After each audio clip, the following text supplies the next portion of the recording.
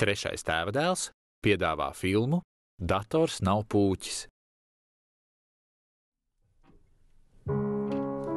Darbība risinās Latvijas neredzīgo bibliotēkā, Rīgā, Latvijā.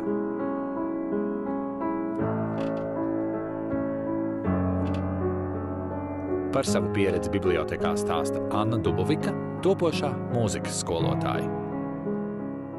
Es būšu mūzikas skolotājs, mācīšu bērniņus, diplomā būs paredzēts, ka individuāli. Jau ir pierādījies, ka ja redzīgs var atļauties tur nesagatavoties un atnāk un kaut kā skatoties no tām notīm nospēlēt.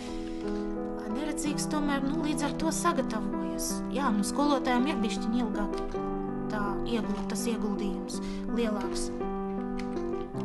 Bet, to var pieciest. Par savu pieredzi bibliotēkā stāsta Māris Orbidāns, mūziķis un dīdžejs. Bez mūzikas nevarētu dzīvot. Mūzika skan pa nakti galvā un dienā un datorā un vispār skan. Es viņu veidoju un interesējos par viņu, tā kā pamats, tas ir pamats. Mana pamatvērtība. Tad, kad man bija iedots portatīvais datoriņš, jeb laptopiņš, kā viņu saucās, es sapratu, ka es tur neko nezināju. Ne arī kā ieskanēt tekstu, un tas man bija primārais, jo es mācījos, man ļoti daudz vajadzēja materiālu. Es agrāk darīju tā, kad es rakstīju diktafonā to, ko man šī runājošā programma nolasīja tekstu. Attiecīgi es veidoju brailā rakstā konspektus. Bibliotēkā var atnākt, izprintēt, noskanēt materiālu, ko tev vajag, un aiziet mājās apstrādāt. Ja, piemēram, mājās tev ir dators, bet nav internets, tad vari darboties mājās ar to materiālu, ko tu esi savācis bibliotēkā.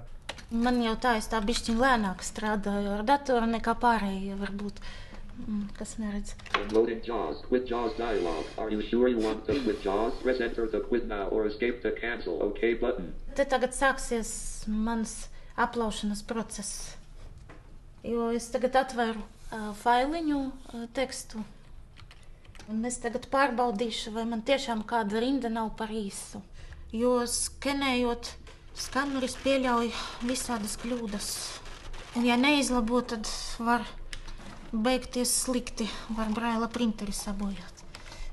Te ir noderīgs tas, ka viņam ir braila rinda šeit pieejama. Mājās tāda laikam nebūs nekad. Es tādu nezinu nākotni, bet pagaidām. Jo viņa ir ļoti dārga, drausmīgi dārga, gan arī tā kā kaut kāds automobīls, cik es esmu dzirdējis. Un manam draugam Holandē, es nemaldos viņam biedrību vai kas viņam apmaksāja braila rindas esamību mājās. Tas tiešām lieliski.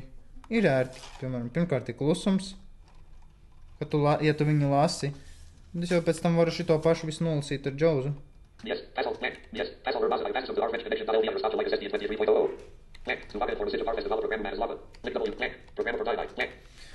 Tā apmēram tas ir tad, ja lasi ar Jawsu.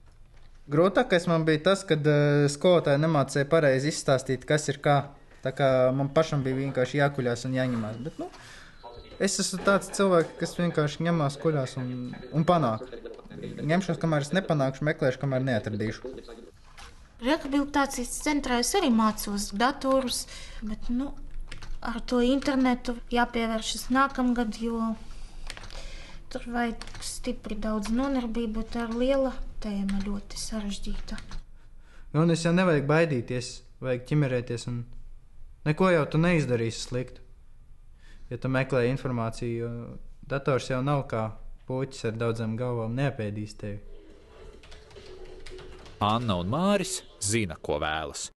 Viņu panākumu instruments ir dators ar braila rindu. Vai tu izmanto iespējas neredzīgo bibliotēkā?